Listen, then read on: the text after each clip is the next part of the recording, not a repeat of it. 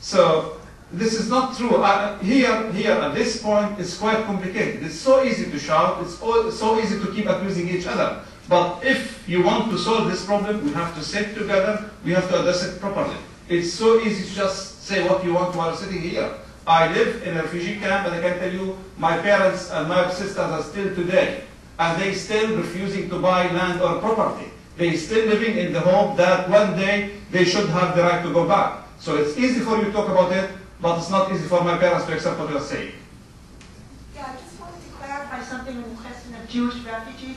There were certain countries where there was discrimination against Jews, like in Egypt after the 1956 war, there was discrimination of Jews, and you could call some of the Jews who left Egypt after 1956 and went to Israel refugees. That's not the case with the Moroccan Jews. So if you say about 40% of the Israeli population is made up of Sephardic Jews, and about a quarter of those are from Morocco, there is no evidence at all from anyone that Moroccan Jews who fled Israel were forced out of the country. The middle-class Moroccan Jews ended up going to France or Montreal. The poorer, more traditional religious-based Moroccan Jews went to Israel because they were attracted about the idea of going to the Promised Land, not because they were forced out of Morocco. Calm down. Calm down. I'm just worried about your heart, so just calm down.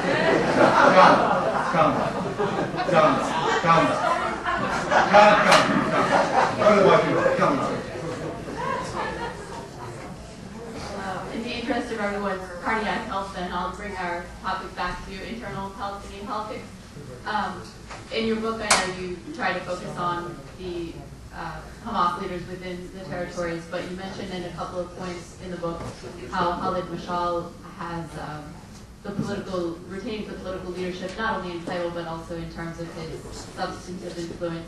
And so I was hoping that you could elaborate a bit on why you assess that, some examples or evidence, and also if you're able to speak at all to his relationship with the Syrian leadership.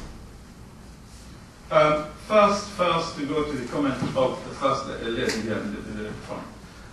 It's so easy, I can tell you. If you want to complicate this cause, it's so easy to complicate it, and you will never think of a solution.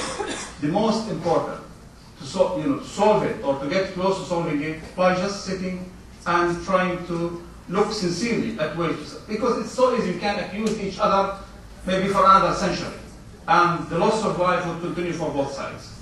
We are here to talk about specific issue, and now you try to like put the blame on this specific, on the Palestinian people who've got nothing to do with Egypt or Germany or any part of the world. We are paying the price of someone, at the end of the day. And I told you, if we want to make peace, we have to make concessions. Both parties have to make concessions. You can't keep asking the other party, give us this and give us that. What you are going to give the Palestinian in exchange for this? We have already accepted United Nations resolution which have given Israelis and Jews half of Palestine. What more you want?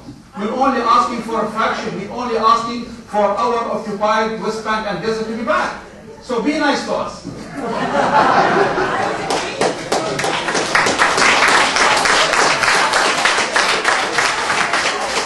Don't be too greedy. I was agreeing with your point that Jews were not expelled from Morocco and from the Arab world. And so you cannot make a comparison because they were not expelled from Morocco. That's the argument I was trying to make. Believe me, I am so sincere about peace. And we should be very objective. We should forget about hatred. If we kept accusing each other, it's so easy. Unfortunately, what's really happening today, we are paying the price of ill advice. And people who are sitting in Washington here making the plans to draw the map of the world. And I think we should get rid of these advisors because they are causing trouble for all of us. They are going to hell and they are taking all of us to hell.